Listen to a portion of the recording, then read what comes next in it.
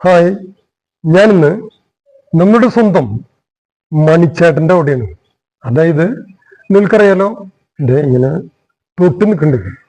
കാരണം എനിക്ക് ഭയങ്കര ഇഷ്ടമുള്ള ഒരാളാണ്. നിങ്ങൾക്കും അങ്ങനെയാണെന്ന് എനിക്കറിയാം. കാരണം നമ്മളാ ഒരു മണിക്കിലുക്കം എന്നൊക്കെ പറഞ്ഞ പോലെ ഇല്ലേ, അത് കേരള ജനത ഈ മണി എന്ന് പേരിട്ടിട്ടുള്ളത് തന്നെ എനിക്ക് തോന്നുന്നത് മുഴങ്ങിക്കൊണ്ടിരിക്കണം. അതായത് ലോകാവസാനം വരെ ആ മണിനാദം നിലയ്ക്കാതെ നിൽക്കണം. മരിച്ചാലും നിലയ്ക്കാതെ നിൽക്കും എന്ന പ്രതീക്ഷയോട് കൂടിയിട്ടായിരിക്കാം ആ പേരിട്ടിട്ടുള്ളത്. ഞങ്ങൾ ഓട്ടോ സ്റ്റാൻഡിൽ പോയിരുന്നു. അവിടെ ഓട്ടോയിൽ ചേട്ടന്മാരായിട്ട് സംസാരിച്ചിരുന്നു. അതുപോലെ തന്നെ ഇവിടെ വരാൻ പറ്റി, കാണാൻ പറ്റി. അത് നിങ്ങളെ ഒന്ന് കാണിക്കാനും വേണ്ടിയിട്ട്, എല്ലാവരും കണ്ടിട്ടുള്ളത് തന്നെയാണ്, വേണ്ടിയിട്ടാണ് ഞാനിവിടെ എത്തിയിട്ടുള്ളത്. എന്തെന്ന് പറയാ, വളരെയധികം സന്തോഷത്തിലാണ് ഞാൻ. കാരണം വെച്ചിട്ടുണ്ടെങ്കിൽ ഇന്ന് വളരെ ഒരു സ്വപ്ന സാക്ഷാത്കാരം എന്നൊക്കെ പറഞ്ഞ പോലെ ഞാനും ചിലപ്പോൾ എൻ്റെ വണ്ടിയിലൊക്കെ ഇരുന്നിട്ട് ഇങ്ങനെ പറയാറുണ്ട്, വെറുതെ ആവശ്യമില്ലാണ്ട് ഒരു കാര്യമാണ് ഇങ്ങനെയൊക്കെ പറയാറുണ്ടെന്നുണ്ടെങ്കിലും ഇവിടെ എത്തിയത് ഇന്ന് വളരെ സന്തോഷം നൽകുന്ന ഒരു ദിവസമാണ്. അതുപോലെ തന്നെ അദ്ദേഹത്തിൻ്റെ എന്തെന്ന് പറയാ, നമ്മള് ദൈവത്തിലേക്ക് സമർപ്പിക്കുന്നു മണിച്ചേട്ടനെ. കാരണം വെച്ചിട്ടുണ്ടെങ്കിൽ ഇത്രയും വലിയൊരു സൃഷ്ടി ദൈവത്തിന് ഇവിടെ ഭൂമിയിൽ സൃഷ്ടിക്കാൻ പറ്റി, അല്ലെങ്കിൽ ഇത്രയും ഒരു പാവപ്പെട്ട ഒരു രീതിയിൽ നിന്ന് കയറി വന്നിട്ട് ഇത്രയും വലിയൊരു മനുഷ്യനാവാൻ പറ്റി എന്നുള്ളത് കൊണ്ട് ഞാൻ പ്രത്യേകിച്ചും അദ്ദേഹത്തിന് മറ്റുള്ളവർക്കൊരു ഇൻസ്പിറേഷൻ ആവട്ടെ. ഇനിയുള്ള ജീവിതം, അല്ലെങ്കിൽ കലയെ ഇത്രയധികം സ്നേഹിച്ച ഒരു മനുഷ്യ സ്നേഹിയെ ഞാൻ കണ്ടിട്ടുണ്ടാവില്ല. അതേപോലെ തന്നെ ഒരു വ്യക്തികളെ, മനുഷ്യന്റെ മനസ്സിലേക്ക് ആഴ്ന്നിറങ്ങാൻ അദ്ദേഹത്തിന് കഴിഞ്ഞു എന്നുള്ളത് തന്നെയാണ് ഈ കല കൊണ്ടും അദ്ദേഹം ഉദ്ദേശിച്ചത്. കാരണം വെച്ചിട്ടുണ്ടെങ്കിൽ ഏറ്റവും ചെറിയ മനുഷ്യരിൽ തൊട്ട് ഹൈ സ്റ്റാൻഡേർഡ് ആളുകളിൽ വരെ എത്താനും അവരോട് സംവദിക്കാനും അവരുടെ അടുത്ത് കോമഡികളൊക്കെ പറഞ്ഞിട്ട് അവരെ പൊട്ടിച്ചിരിപ്പിക്കുവാനും. ഇപ്പൊ ഞാൻ പലപ്പോഴും കണ്ടിട്ടുണ്ട് യേശുദാസ്, അതുപോലെ മമ്മൂട്ടി. ഇപ്പൊ മമ്മൂട്ടിയുടെ ഒക്കെ വീടിന്റെ ഉള്ളിലേക്ക് കയറി പോയിട്ട് എന്ത് പറയണു, അല്ല കൂടെ ആരുമില്ലേ എന്നൊക്കെ ചോദിച്ചാൽ അത്രയ്ക്കും നിഷ്കളങ്കമായിട്ടുള്ള ഒരു മനസ്സിനുടമയായിട്ട് എനിക്ക് തോന്നിച്ചിട്ടുണ്ട്. ഒരു കലാകാരൻ എന്നതിലുപരി അത്രയ്ക്കും നിഷ്കളങ്കമായിട്ട് ഒരുപാട് വില്ലൻ കഥാപാത്രങ്ങൾ ചെയ്യുന്നുണ്ടെങ്കിൽ തന്നെയും അത്രയ്ക്കും ഈസി ആയിട്ട് കയറി പോവാനും. ഇപ്പോ മമ്മൂട്ടിക്ക് എന്ന സംഭവത്തിൽ ആളെ മരണശേഷം പറഞ്ഞിട്ടുള്ള കാര്യങ്ങൾ എന്ന് വെച്ചിട്ടുണ്ടെങ്കിൽ കലാകാരന്മാർ മരിക്കുന്നില്ല.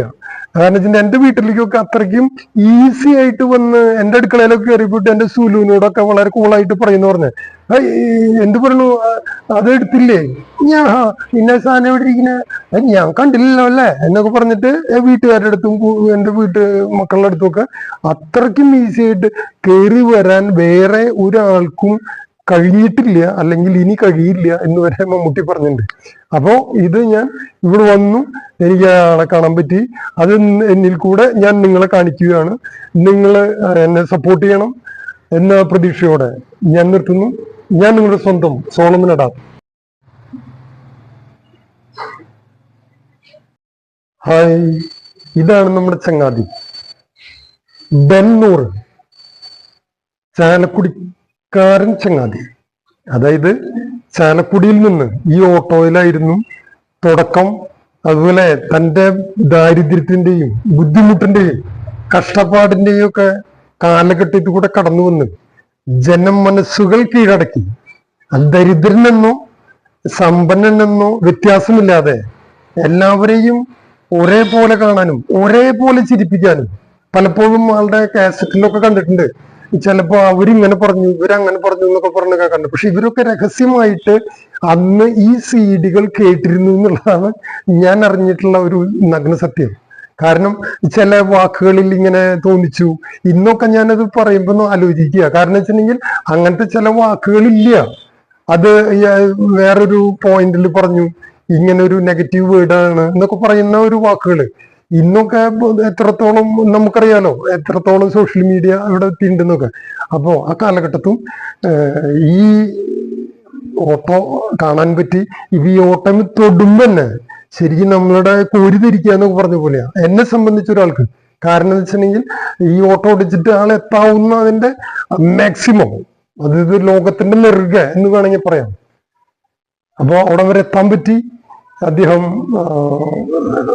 അവിടം വരെ എത്തി. അതാണ് സംഭവമാണ്. ഞാൻ ഈ എത്തി നിൽക്കുന്ന സ്ഥലം നിൽക്കണ്ടില്ലേ, വളരെ പ്രകൃതി രമണീയമായിട്ടുള്ളൊരു സ്ഥലമാണ്. അതൊന്ന് കാണിച്ചു കൊടുത്തേ. കണ്ട ജാതി മരങ്ങൾ, നമ്മൾ പറയാറില്ലേ ജാതി ചോദിക്കരുത് ജാതി പറയരുതെന്ന് പറഞ്ഞ പോലെ, ആ ജാതിയല്ല ഈ ജാതി, ഇതൊരു ജാതി. അതായത് നമ്മുടെ ഗഡി പറഞ്ഞ പോലെ, ഗഡി ഇവിടേക്ക് ഇരുന്നിട്ടാണ് ഈ കഥകള് അല്ലെങ്കിൽ ഈ കോമഡികള്.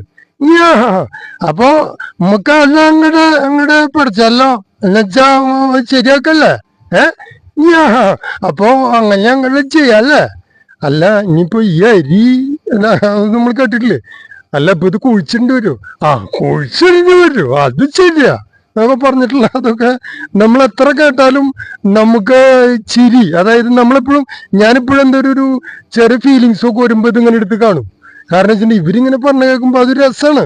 പണ്ടത്തെ ബാബി, അതുപോലെ കലാഭവൻ മണി, ഇവരുടെയൊക്കെ പ്രോഗ്രാമുകൾ ഞാൻ മുന്നേ പറഞ്ഞ പോലെ തന്നെ അവരുടെ പ്രോഗ്രാം നമ്മൾ കണ്ടിട്ട്, ടീനി ടോം ഇവരൊക്കെ പ്രോഗ്രാമുകൾ കണ്ടിട്ട് നമ്മൾ വീട്ടിൽ വന്നിട്ട് നമ്മുടെ അവിടെ കോപ്പി അടിച്ചിട്ട് ചെയ്യാനാണ് നമ്മുടെ പതിവ്. അപ്പോ എനിക്ക് തോന്നുന്നത് നമ്മൾ വിഷയത്തിൽ നിന്ന് വ്യതിചലിച്ചൊന്നുമുണ്ട്. അപ്പോൾ നമ്മൾ ആ പാടിയിലേക്ക് എത്തിയിട്ടുള്ള ഇവിടെ ഇരുന്ന് കഴിഞ്ഞ് കഴിഞ്ഞാൽ നമുക്ക് പലതും ചിലപ്പോ പറയാനും അത് മനസ്സിരുത്താനും ഒക്കെ പറ്റും തോന്നും. അവിടെ ഇപ്പൊ നാളില്ല, ഒരു ശ്മശാന മുഖതി ഉണ്ട്. പക്ഷെ എങ്കിലും നമുക്ക് മറ്റൊരു കലാകാരനെ ഇവിടെ കാണാൻ പറ്റി. അതിലും അതെ ഇപ്പൊ ഹിറ്റായിട്ട് ഓടിക്കൊണ്ടിരിക്കുന്ന ഒരു പാട്ട് നിങ്ങൾക്ക് എല്ലാവർക്കും അറിയാം. ഞങ്ങളോട് വന്നപ്പോ അവിചാരിതമായിട്ടാണ് ആളെ കാണുന്നത്.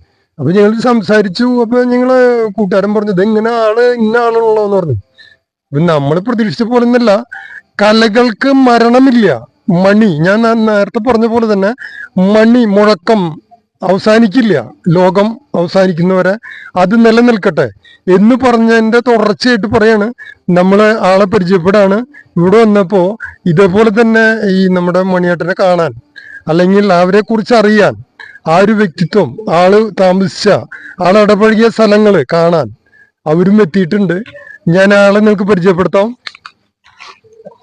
പേര് ചേട്ടന്റെ? എന്റെ പേര് അനൂപ് പുതിയടത്ത്. അനൂപ് പുതിയടത്ത് എന്നാണ് പേര്. ആൾക്ക് രണ്ടു വാക്ക് സംസാരിക്കാനുണ്ട്, ഞാൻ ആൾക്ക് കൊടുക്കാം. ഒരുപാട് സന്തോഷം. ഞങ്ങള് ഇന്നിപ്പോ ഞാൻ ഒരു ഫോക്ക് ബാൻഡ് തുടങ്ങിയിട്ടുണ്ട്. മിരി ഫോക്ക് ബാൻഡ് എന്ന് പറഞ്ഞാൽ അതിന്റെ ഒരു ചെറിയ ചർച്ചയുമായി ബന്ധപ്പെട്ടുകൊണ്ട് ഞങ്ങള് മണിച്ചേട്ടന്റെ പാടിയിൽ നിന്നാണ് ഞങ്ങൾ ആ ടീം ആരംഭിച്ചത്. അപ്പൊ ഈ ഓണം വരെ അല്ലേ, ഓണത്തിന്റെ ഒരു പുതിയ കുറച്ച് കാര്യങ്ങളൊക്കെ തീരുമാനിക്കാനുള്ളൊരു ചർച്ചയ്ക്ക് വേണ്ടി വന്നപ്പോഴാണ് ഇവരെ കാണാൻ സാധിച്ചത്. വളരെ സന്തോഷം. എന്തായാലും ഒരു രണ്ടു വരി ഗാനം, ആ ബാൻഡിന്റെ ഒരു രണ്ടു വരി ഗാനം ആലപിക്കുന്നതായിരിക്കും. ആയിക്കോട്ടെ. നമ്മുടെ കരിങ്കാളിയല്ലേ കൊടുങ്ങല്ലൂരു വാഴണ പെണ്ണാള്, കൊടുവാളെടുത്ത് ചുടുതാരിക ചോരയിൽ നീരാട്, എരിവെറ്റിയ ഒറ്റമുളകോ പെണ്ണെ നിൻ മനസ്സ്, ജട കെട്ടിയ കാർമുടിക്കെന്തിന് മുല്ലപ്പൂ മലര്, കലി തുള്ളിയ കാളിതൻ കാലിൽ തങ്കക്കുങ്കൊലുസ്, ജട കെട്ടിയ